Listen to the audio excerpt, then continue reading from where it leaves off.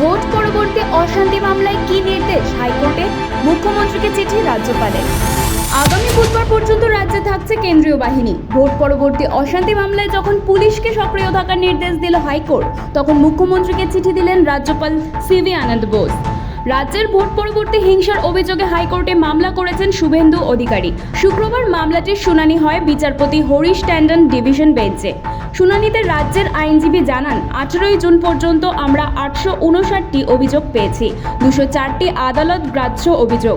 FIR দায়ের করা হয়েছে, তদন্ত প্রয়োজন। প্রতিটি জেলায় গড়ে 10টি আদালত গ্রাহ্য অভিযোগ এসেছে, 175টি অভিযোগ আদালত গ্রাহ্য নয়।